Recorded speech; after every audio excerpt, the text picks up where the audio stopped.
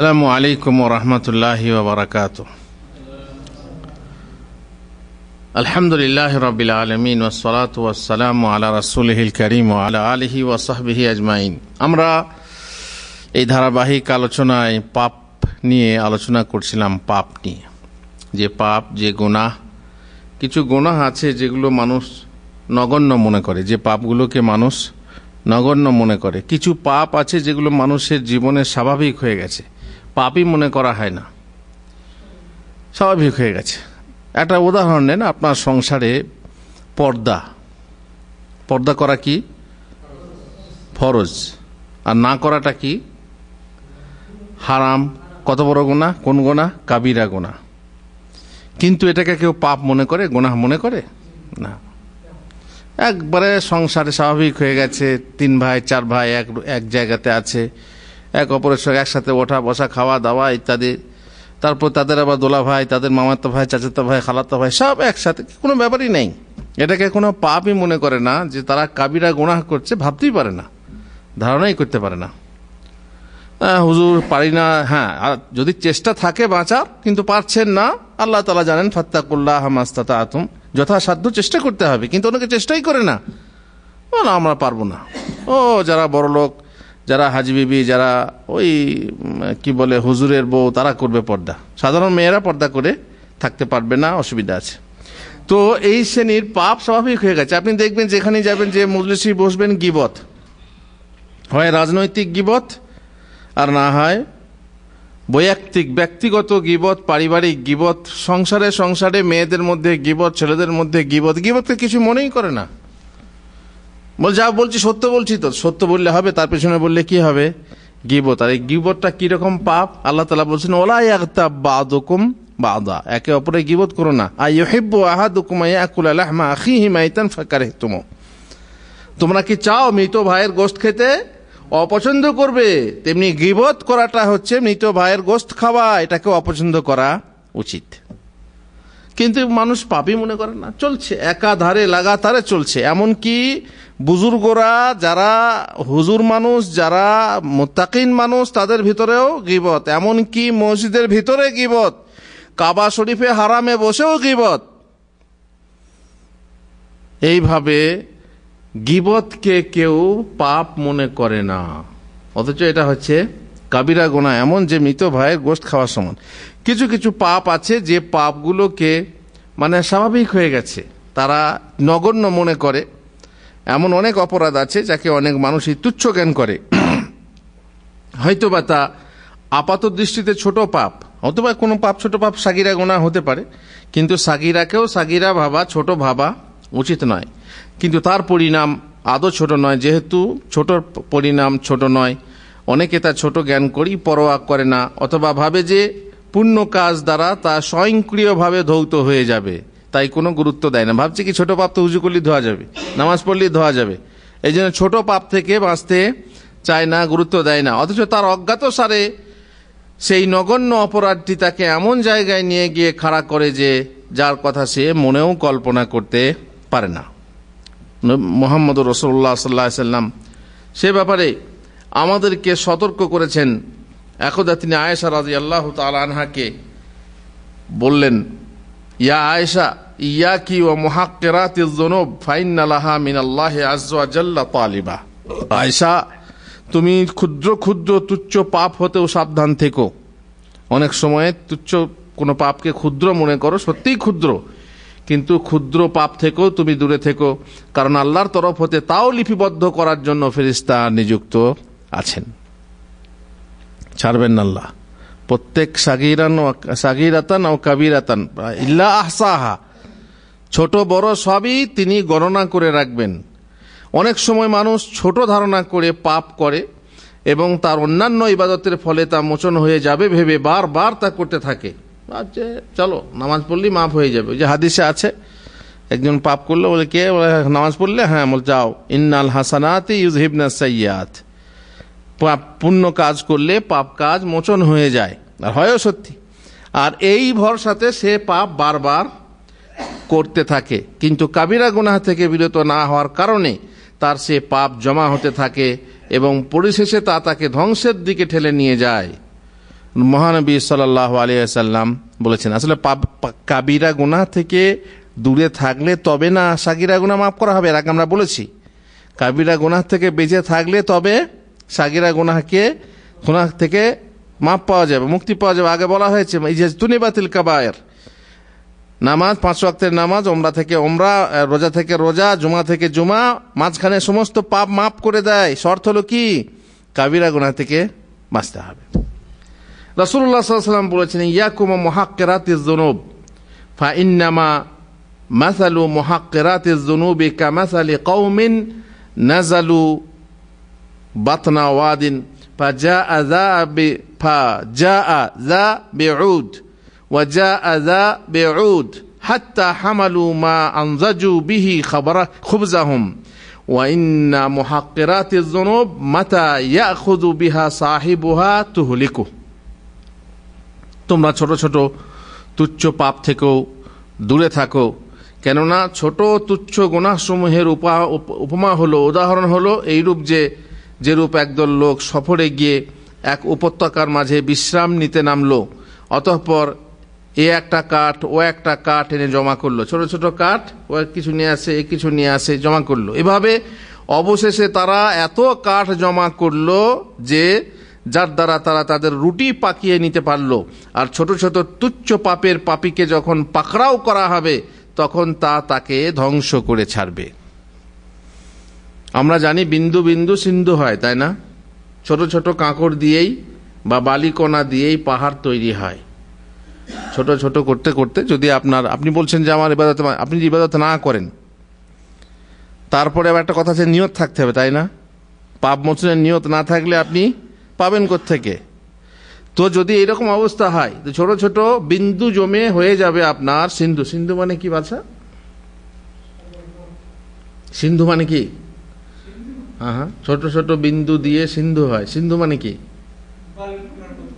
সিন্ধু মানে হচ্ছে সাগর।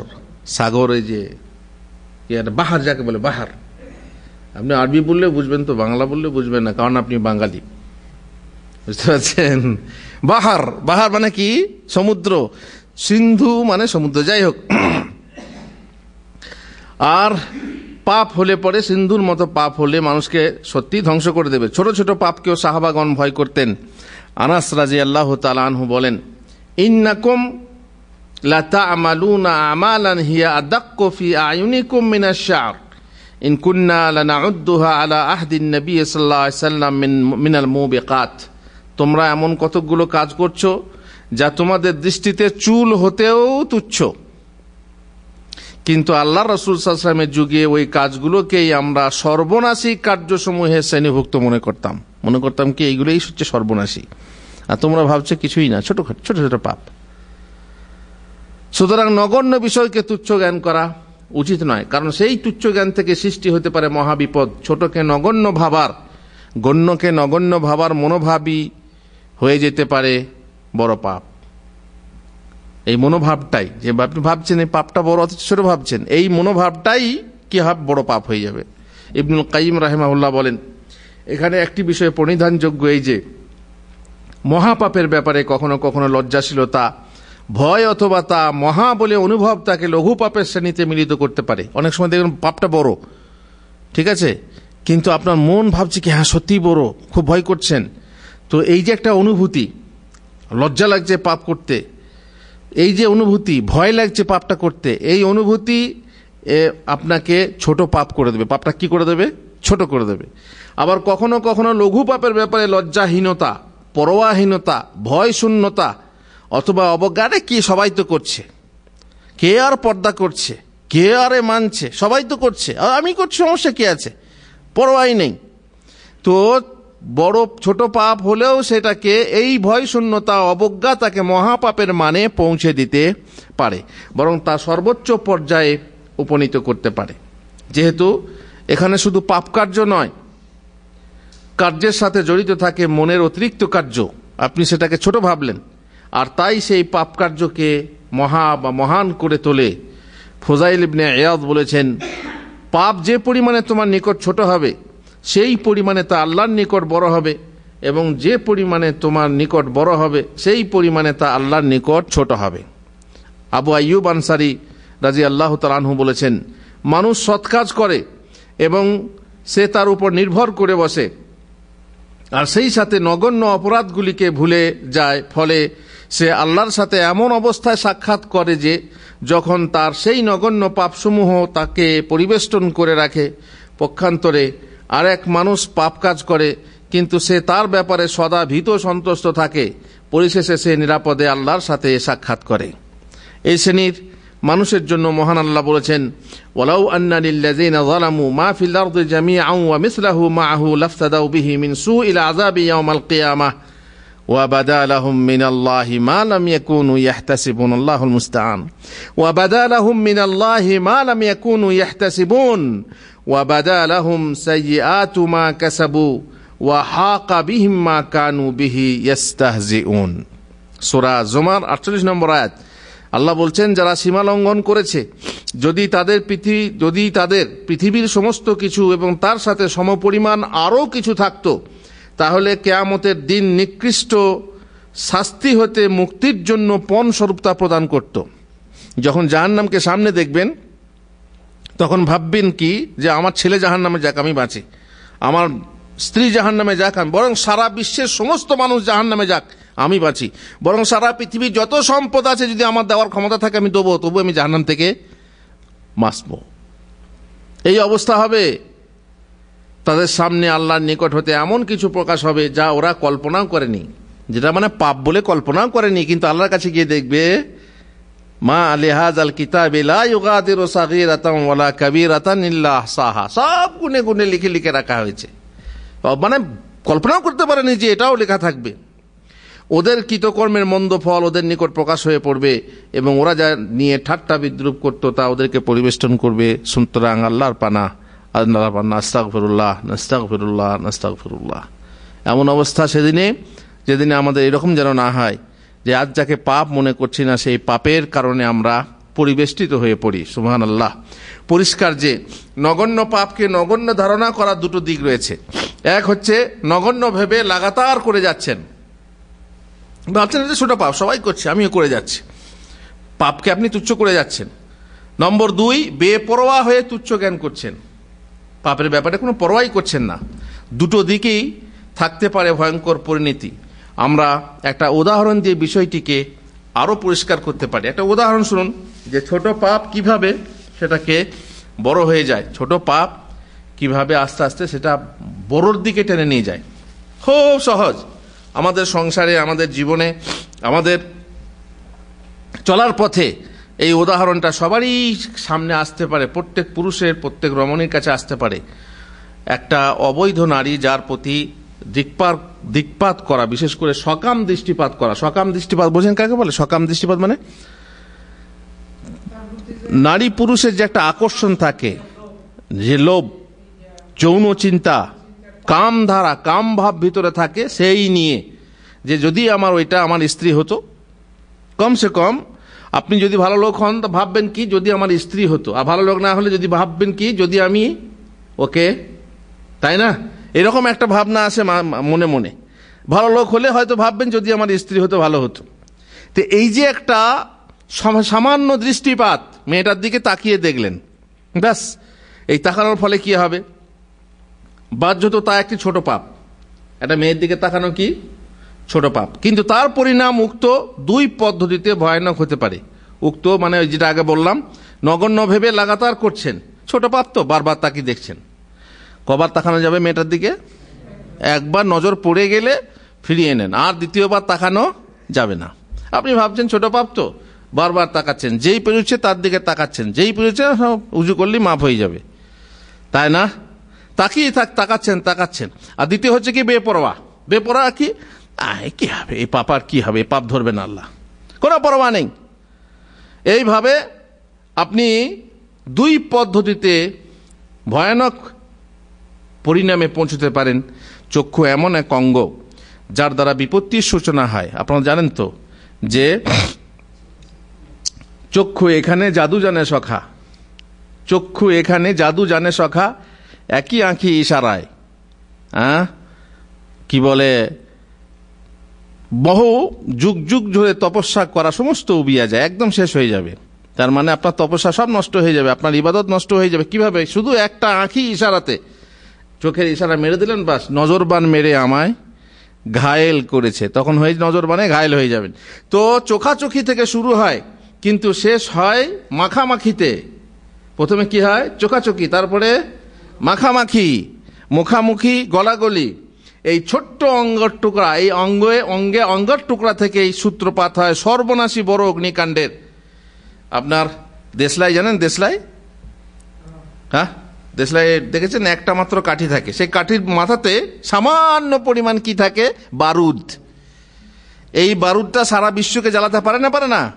সারা বিশ্বকে জ্বালিয়ে দেবে এইটুকু বারুদ।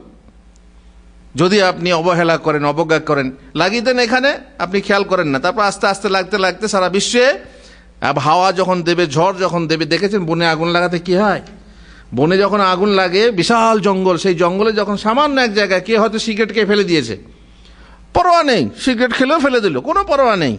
অথচ সেই সিগারেটটা পুড়তে পুড়তে পাতায়, সেই গরম তপ্ত পাতায় গিয়ে লেগে সেখান থেকে আগুন ধরে গেল। আর যেই আগুন ধরলো, আস্তে আস্তে হাওয়াতে সেই আগুন সারা জঙ্গলে ছড়িয়ে দিয়ে লক্ষ লক্ষ বিঘা সম্পত্তি এবং কাঠ পাতা পুড়িয়ে ধ্বংস করে দেয়।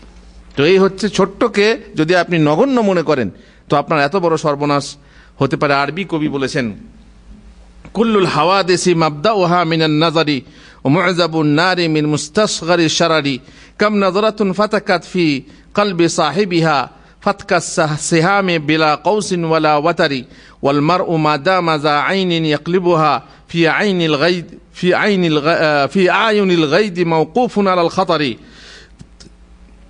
এখানে আরবি কবি বলছেন, সমস্ত যৌন দুর্ঘটনার সূত্রপাত দৃষ্টি থেকেই হয়। যত যৌন দুর্ঘটনা ঘটছে, ভালোবাসা বলুন, তারপরে ব্যভিচার বলুন, তারপরে ধর্ষণ বলুন, টিজিং বলুন, যাই বলছেন, যৌন যত দুর্ঘটনাগুলো আছে, এগুলো কিস থেকে ঘটে? প্রথম শুরু হয় কোত্থেকে? এই নজর থেকে, এই দৃষ্টিপাত থেকে। অধিকাংশ অগ্নিকাণ্ড ঘটে ছোট্ট অঙ্গার থেকেই, ঠিক চোখ থেকে এটা ঘটে। কত দৃষ্টি তার কর্তার হৃদয়কে ধ্বংস করেছে, ধনুক ও তারহীন তীরের মতো। চোখওয়ালা মানুষ যতক্ষণ কামিনীদের চোখে চোখ রেখে বারবার দৃষ্টিপাত করে, ততক্ষণ সে বিপদের উপর দণ্ডায়মান থাকে। যে জিনিস তার আত্মার জন্য ক্ষতিকর, তাই দিয়ে নিজের চক্ষুকে খোশ করে, অথচ সেই খুশিকে কোনো স্বাগতম নয়, যার পরিণাম হলো ক্ষতি। লা মারহাবান বিসুরুরিন আদা বিদ্দরারি। আপনার আরামের পর ব্যারাম ভালো না ব্যারামের পর আরাম ভালো? হ্যাঁ, আপনি কষ্টের পর স্বস্তি ভালো না স্বস্তির পর কষ্ট ভালো? আপনি যে স্বস্তিটা চাচ্ছেন, যে আরামটা আপনি করছেন, যে আনন্দটা করছেন মেয়েটাকে নিয়ে দেখাদেখি করে, চোখাচোখি করে, এবার আনন্দ পেলেন, সাময়িক আনন্দ পেলেন, পার্কে বেড়াতে গেলেন, কক্সবাজারের সমুদ্র তটে বেড়াতে গেলেন, এখানে ওখানে বেড়াতে গেলেন, খুব চোখাচোখি হলো, খুব মাখামাখি হলো, কথাকথি হলো। এখন তো মাশাআল্লাহ এসএমএসে ঘরে বসে, এসএমএস কি এখন ভিডিও কল, এবং ভিডিও কল তো মাথা থেকে বুঝতেই পাচ্ছেন সব দেখানো হবে, এটা দেখাও ওটা দেখাও করে সব দেখা হবে।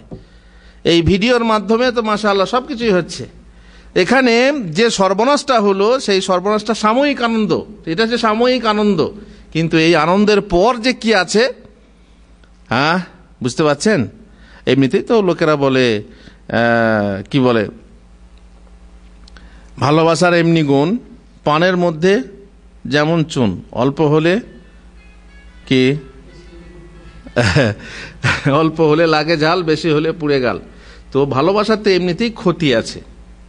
ভালোবাসাটা অবৈধ ভালোবাসা, এটা স্বামী স্ত্রীর ভালোবাসা না, অবৈধ ভালোবাসাতে ক্ষতি আছে।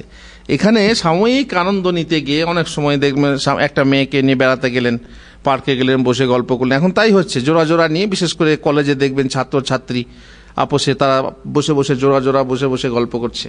সাময়িক আনন্দ, কিন্তু এর পেছনে আছে বিশাল পস্তানি, বিশাল বঞ্চনা, অথবা বিশাল আঘাত, অথবা বিশাল শাস্তি। এই জগতে বেঁচে গেলেও পরকালে তার বিশাল শাস্তি আছে, সেটা হয়তো সে খেয়াল করতে পারে না। অতএব সেই খুশিকে স্বাগতম নয়, যার পরে কি আছে অখুশি এবং কষ্ট বা শাস্তি। দৃষ্টিতে যে বিপত্তি সৃষ্টি হয় তার বিভিন্ন পর্যায় বর্ণনা করে আরবি আরেক কবি বলেছেন, নাজরাতুন ফাবতিসামাতুন ফাসালামুন ফাকালামুন ফামাউইদুন ফালিকাউ। তার মানে প্রথমেই দৃষ্টি, তারপর মুচকি হাসি, তাই না? তারপর যেমনি হয়ে গেল, দৃষ্টিপাত হলো, দেখলো হ্যাঁ কারেন্ট লেগে গেছে, তার মানে তীর লেগেছে। তারপরই হবে কি, একটু মুচকি হাসি হবে, দেখবে যে হ্যাঁ এতেও কিছু বলছে না। আর প্রতিবাদ হলে তো বাস কেটে গেল, কিন্তু প্রতিবাদ না করলে একে বলে প্রশ্রয় দেওয়া। যখন কোনো একটা ছেলে কোনো মেয়ের দিকে তাকায়, কিছু বলছে না, হাসি দিল, কিছু বলছে না, তার কি হলো, প্রশ্রয় দেওয়া হলো। আর প্রথমেই যদি করে তাহলে বাস, একবার হঠাৎ করে টেলিফোন করলো, হ্যালো ডার্লিং কেমন আছো, তখন যদি মেয়েটা রেগে গেই বলে আরে তুই কে, তো আমাকে ডার্লিং বলছিস, কে তুই, তাহলে সমস্যা থাকে না। কিন্তু কে কে তুমি বলে আমি অমুক, রং নম্বর, হ্যাঁ রং নম্বর হয়ে গেল, নরম কথা বলে রেখে দিল। আবার টেলিফোন করলো, ডার্লিং কেমন আছো, এখনো সময় আছে। কিন্তু যদি সুযোগ দেয় কথা বলার, টেলিফোন করা, তাহলে আস্তে আস্তে সেটা কি হয়ে যায়, এইভাবে আস্তে আস্তে মুচকি হাসি, তারপরে বলে ছবি পাঠাও তোমার। এখন তো আজকাল মাশাআল্লাহ একটু পরিচয় হলেই বলে কি তোমার ছবি পাঠাও, ফেসবুকে, হোয়াটসঅ্যাপে। রং কানেকশন হয়ে গেছে, রং কানেকশন, রং কানেকশনে ভালোবাসা হয়ে গেছে। আমাদের এখানে মাঝমাতে একটা মহিলা ছিল, বাইরে কাজ করতো, খাদেমা, এক বাড়িতে কাজ করতো। তার সঙ্গে আমার যোগাযোগ ছিল এই দাওয়াতি হিসাবে। তার কাফিল আমার কাছ থেকে বই নিয়ে যেত, ক্যাসে নিয়ে যেত। হঠাৎ করে নম্বর দিয়ে আমার সঙ্গে যোগাযোগ করতো। তো হঠাৎ করে রং কানেকশন হয়ে একজন ছেলের সঙ্গে ভালোবাসা, অথচ স্বামী আছে, দিয়ে সেই ছেলে সেখান থেকে ঢাকাতে থাকে। সে বলে আমার সৎ মা ভালো করে দেখে না, আমার পড়াশোনা করার জন্য টাকা পয়সা নেই, আমার একটা কম্পিউটার কিনতে হবে, এখন আমি কি করি। খালি এই চিন্তা পেশ করেছে। মেয়েটা তখন বুঝতেই পেরেছে যে টাকা পয়সা, আমি তো বিদেশে আছি, আচ্ছা ঠিক আছে আমি তোমাকে টাকা পয়সা দেবো। টাকা পয়সা দিয়ে সে বেচারি, দেখেন কোত্থেকে হলো সৃষ্টি, রং কানেকশন থেকে, কথা থেকে শুট হয়, এটা কিন্তু দৃষ্টি না। এখান যদি এই যুগ হতো, মোবাইলের যুগ, হোয়াটসঅ্যাপের যুগ বা ফেসবুকের যুগ, তাহলে কি হতো, প্রথমে বলতো তোমার ছবি পাঠাও, তোমার কেমন, তোমাকে দেখবো, তুমি খুব সুন্দরী, এই সেই প্রশংসা করলেই বাস, মা ফুলে কলা ফুলে, কি বলে আঙ্গুল ফুলে কলা গাছ, প্রশংসা করলেই হলো, সামান্য কথাতে শুরু হয়ে গেল। একটু মিষ্টি দিলেই দেখবেন সেখানে চলে এসেছে পিঁপড়ে, তারপরে অনেক কিছু মাছি ইত্যাদি। যাই হোক, তো এইভাবে বাড়তে বাড়তে শেষ পর্যায়ে সেই ছেলের সঙ্গে তার ভালোবাসা হয়, কথাবার্তা হয়। সে খালি মিস কল দেয়, এর কথা বলে, টাকা পাঠায়, এই খাদেমার যে খাদেমাগিরি করে কত বেতন পায়, হাদিয়া ফাদিয়া মিলিয়ে যে টাকাটা হয় ছেলেটাকে পাঠায়। শেষকালে বলে কি আমার স্বামীকে তালাক দেবো, তোমাকে বিয়ে করব। আর ও রাজি হয়ে যায় শেষকালে। তারপরে কম্পিউটার সব কিছু দিয়ে টাকা পয়সা পাঠিয়ে শেষকালে যাবে, বিয়ে হবে, তার আগেই কানেকশন, ওটা কি বলে কানেকশন কি হয়ে যায়, তখন বাস, তখন নন কানেকশন হয়ে যায়, ছিন্ন হয়ে যায়, আর যোগাযোগ নেই, টেলিফোন পাল্টে গেছে, কি হয়েছে ব্যাস হলো। কি পস্তানি হবে বলুন তো, কি বিপদটা হলো, কত টাকা গেল। মেয়ে ছেলে হয়ে বিদেশে থেকে কষ্ট করে কামিয়ে তাকে টাকা পাঠালো, শেষকালে ইধার কাও গেল আর উধার কাও গেল। তাহলে প্রথমে যখন সামনাসামনি হয়, প্রথমে দৃষ্টি, তারপর মুচকি হাসি, তারপর দেখলো যে এখন হাসি দিলাম কিছু হলো না, তারপরে সালাম আলাইকুম, তাই না, তখন এবার সালাম দিয়ে শুরু হবে, কথা শুরু হলো ওয়ালাইকুম সালাম, বাস সে তখন কিন্তু সালামের জবাব দিচ্ছে। আর সালামের জবাব দিলেই বুঝতে পারবেন যে খালাস, তাহলে কি হয়েছে, লাইন লেগে গেছে। তারপর ফাকালামুন, বাক্যালাপ হবে, তার সরাসরি হবে, এখানে ওখানে হবে, তারপরে ফামাউইদুন, তারপরে হবে সাক্ষাতের ওয়াদা, অমুক জায়গাতে, অমুক পার্কে আমার সঙ্গে দেখা করো, অমুক হোটেলে দেখা করো, অমুক রেস্টুরেন্টে দেখা করো, অমুক সমুদ্র তটে, সমুদ্র সৈকতে দেখা করো, তাই না, অমুক জায়গায় দেখা করার জায়গা নেই, অমুক স্টুডিওতে ছবি তুলতে চলো। সেখানে গিয়ে ছবি তোলার নাম করে স্বামী স্ত্রী বলে ভিতরে ঢুকে যায়, বলে আমরা ড্রেস চেঞ্জ করে নিই। তারপরে সেখানে কি হয়, ফামাউইদুন ফালিকাউ, তা সেখানে হয়ে যায় গলাগলি, যে বললাম না, চোখাচোখিতে শুরু হয়ে মাখামাখি হয়ে গেল কোথায়, স্টুডিওর ভিতরে। স্টুডিওওয়ালা ভাবছে মিসকিন, জানে না, ওর তো পয়সা দরকার, তাই না। এই যে হোটেলওয়ালা, এখানে তো হোটেল আপনারা শুনেছেন, এখানে আমাদের যে হোটেলগুলো থাকে, আপনি একটা মহিলাকে নিয়ে যান, তখন বলবে হোটেল ভাড়া নেবেন। আমাদের লজগুলোতে যেগুলো হচ্ছে, আমাদের লজগুলোতে এরকম হয়, এখানেও হচ্ছে। তো বলছে ইসবাত চাই, তাই না, কি চাই ওটাকে ইসবাত বলে, আমাদের দেশে আইডেন্টিটি চাই, এটা তোমার বউ দেখাও।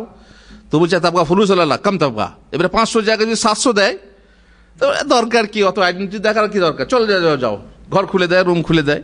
তাই না? এবার কে দেখবে যে ওর বউ না ওর বউ না, ওর সাথে ওই খাদেমা এসেছে না ওর সাথে ওর বান্ধবী এসেছে না ওর সাথে কোনো মেয়ে এসেছে, কে দেখতে যাবে? তো এইভাবে সর্বনাশটা হয়। স্টুডিও থেকে স্বামী স্ত্রীর পরিচয় দিয়ে স্টুডিওর ভিতর দরজা লাগিয়ে তারা ড্রেস চেঞ্জ করে, একটু ফ্রেশ হয়নি তারপর স্বামী স্ত্রীর ছবি তুলবো, তার আগে কি হয় বুঝতে পারছেন। আউযুবিল্লাহি মিন যালিক। তো আরবি কবি ঠিকই বলেছেন, নাজরাতুন ফাবতিসামাতুন ফাসালামুন ফাকালামুন ফামাউইদুন ফালিকাউ। শেষকালে বললাম চোখাচোখি থেকে মাখামাখি বা মুখামুখিতে গিয়ে গলাগলিতে পৌঁছে যায়। ক্ষুদ্র অপরাধকে কখনোই ক্ষুদ্র জ্ঞান করা উচিত না, কোনো ছেলের জন্য উচিত না, কোনো মেয়ের জন্য উচিত না। প্রথমেই প্রশ্রয় দেওয়া উচিত না মেয়েকে, আর ছেলেকেও প্রথমে এইভাবে মানে গড়িয়ে যাওয়া উচিত না। আর অভিভাবক যখন দেখবে যে আমার ছেলের সঙ্গে আমার মেয়ের কিংবা আমার ছেলের সঙ্গে কি বলে আমার ছেলের সঙ্গে অন্য একটা মেয়ের কিংবা আমার মেয়ের সঙ্গে অন্য একটা ছেলের কানেকশন শুরু হয়েছে, শুরুতেই যদি সরিয়ে দিতে পারে তাহলে কি হবে, বেঁচে যাবে। আর যদি শুরুতেই সরাতে না পারে তাহলে কি হবে, আর সেটাকে আর পারবে না, সামাল দিতে পারবে না। এই যে মসজিদের সামনে দেখেন সিমেন্টের একটা জায়গা করা আছে যাতে কি লাগানো হয়, গাছ লাগানো হয়, তাই না? এখানে খেজুর খেয়ে ফেলে দিয়েছে, এই পাতলা মতো গাছটা উঠেছে। এখন যদি এই গাছটা তুলে ফেলে দিই তাহলে আশেপাশে বিল্ডিংয়ে কোনো সমস্যা হবে? গাছটা যদি তুলে না ফেলি আস্তে আস্তে বড় হবে, আস্তে আস্তে বড় হয়ে কি অবস্থা হবে, এমন জায়গা চাইবে যে পাশে যে টাইলগুলো আছে ফেটে যাবে, তাই না? আর তুলে ফেলা যাবে? সে বিশাল ব্যাপার হবে তুলতে, আবার লোক ডাকো, পয়সা খরচ করো ইত্যাদি। তো ছোট থাকতে তুলে ফেলতে হয়, কিন্তু অনেক সময় অভিভাবকরাও খেয়াল করে না। ও ওটা কে, বলছে সহপাঠী, ওটা কে, বন্ধু, মেয়ের আবার বন্ধু। আজকাল তো বলছে কোনো সমস্যাই নেই, ভালোবাসা অপরাধ নয়, ভালোবাসা অপরাধ না, ভালোবাসা কি অন্যায়? কত রকম শুনবেন ডায়লগ, আর শোনারও অভাব নেই। মাশাআল্লাহ, প্রচার মাধ্যম থেকে নিয়ে আপনি সিনেমা হল যাওয়ারও দরকার নেই, ঘরের ভেতরে সিনেমা, আপনার পকেটে পকেটে সিনেমা, মাশাআল্লাহ। এখানে আবার কি একটা দেখলাম যে এইটা আপনি এখানে খাড়া রাখবেন এইভাবে, আবার এর উপরে একটা কাঁচ পাওয়া যায়, স্ক্রিন কাঁচ, বলছে সামনে রাখলেই বড় টিভি হয়ে যাবে, এইটাই আবার বড় টিভি হয়ে যাবে। দেখেন না আপনি নেটে, আর নেটে আপনি কিনা দেখতে পাবেন, আল্লাহুল মুস্তান। তো এইভাবে যে ক্ষুদ্র অপরাধকে কখনোই ক্ষুদ্র জ্ঞান করা উচিত না, কারণ চুল ক্ষুদ্র হলেও তা যদি চোখে পড়ে তো সেটাই আপনার পাহাড়ের মতো হয়ে যাবে, তখন আপনি চোখ নিয়ে স্থির থাকতে পারবেন না। বিছার কামড়ে সাপ মারা যায়, জানে না? ছোট বিছা, তার কামড়ে সাপ মারা যায়। ক্ষুদ্র হুদহুদ পাখি বিলকিস রানীর সিংহাসন ধ্বংস করেছে। ছোট পাখি, মনে আছে ইতিহাস, বিলকিস সুলাইমানের। ছোট্ট ইঁদুর কত শত গ্রাম শহর ভাসাতে পারে। ওই যে ইঁদুর বাঁধের গোড়াতে বাসা করে গর্ত করে পানি কি করে, নদী থেকে লিক করায়, লিক করতে করতে সেটা বড় হয়, বড় হয়ে শেষকালে বাঁধ ভেঙে যায়। ছোট ছোট ইঁদুর কত শত গ্রাম ভাসাতে পারে, শহর ভাসাতে পারে বন্যা এনে। বটের বীজ পাখির বিষ্ঠার সাথে বের হয়ে বিশাল বৃক্ষ সৃষ্টি করে। ছোট্ট একটা বীজ পেটে চলে গেছে, তো ছোট্ট একটা পাখির পেটে চলে গিয়ে এক জায়গায় গিয়ে পায়খানা করে দিয়েছে, পাখিটা বীজটা হজম হয়নি, সেই বীজ থেকে এমন আস্তে আস্তে বড় গাছ হবে যে আপনার বিল্ডিংও ফাটিয়ে ফেলবে। ছোট ছোট ইট দিয়ে বিরাট অট্টালিকা তৈরি হয়, একটি ছোট্ট ছিদ্র মস্ত বড় জাহাজকে ডুবিয়ে দিতে পারে। আর জানেন, বিন্দু বিন্দু সিন্ধু হয়। প্রত্যেক সামান্য ত্রুটি, ক্ষুদ্র অপরাধ ক্রমে টানে পাপ পথে ঘটায় প্রমাদ। একটুখানি ভুল পাপ বা অপরাধকে প্রশ্রয় দেওয়া উচিত নয় কখনোই, কারো না, গার্জেনদের জন্য না, নিজেদের জন্য না, কারোর জন্য না। একটুখানি ভুলের তরে অনেক বিপদ ঘটে। ভুল করেছে যারা সবাই ভুক্তভোগী বটে। যারা অ্যাক্সিডেন্ট করে, ছোট্ট একটা কারণে অ্যাক্সিডেন্ট হয়ে যায়, সামান্য কারণে বিশাল অ্যাক্সিডেন্ট, প্লেন অ্যাক্সিডেন্ট বলুন, ট্রেন অ্যাক্সিডেন্ট বলুন, গাড়ি অ্যাক্সিডেন্ট বলুন, সামান্য ভুলের জন্য, সামান্য। এই জন্য লেখা থাকে স্টেশনে, সতর্কতা হাটেই কে দুর্ঘটনা ঘটি। তার মানে সতর্কতা যখনই চলে যাবে আর আপনি দুর্ঘটনা ঘটবে। অসতর্ক হলেই একটুখানি ভুলের তরে অনেক বিপদ ঘটে। ভুল করেছে যারা সবাই ভুক্তভোগী বটে। একটুখানি বিষের ছোঁয়া মরণ ডেকে আনে, এই দুনিয়ার ভুক্তভোগী সকল মানুষ জানে। সামান্য একটু বিষ খান, শেষ। পরিশেষে বলি, পাপ যত নগণ্যই হোক তবুও তা পাপ, অবাধ্যাচরণ যতই ছোট হোক তবুও তা অবাধ্যাচরণ। মহান প্রতিপালকের অবাধ্যাচরণ, কেবল অবাধ্যাচরণ ছোট দেখলেই হয় না, যার অবাধ্যাচরণ করা হয় তার বরত্ব দেখা প্রয়োজন।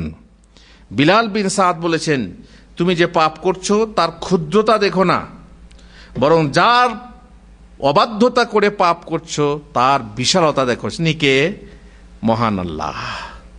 পাপকে ছোট ভেবো না, বরং যার অবাধ্যতা করে তুমি পাপ করছো তার বিশালতা কত। আল্লাহু আকবর, তার কথাটা ভেবে তুমি পাপ বর্জন করো। আল্লাহ তাআলা আমাদেরকে তৌফিক দেন। আল্লাহুম্মা আমিন। রব্বানা যালামনা আনফুসানা ওয়া ইল্লাম তাগফির লানা ওয়া তারহামনা লানাকুনান্না মিনাল খাসিরিন।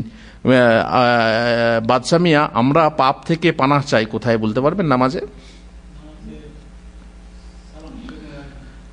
নামাজে প্রথমেই আমরা দাঁড়িয়ে বলি তাকবীরে তাহরিমা, তারপরে সানা বলি। সানার বদলে আরেকটা দোয়া আছে, আল্লাহুম্মা বাঈদ বাইনি ওয়া বাইনা খাতায়ায়া কামা বা'আদতা বাইনাল মাশরিকি ওয়াল মাগরিব।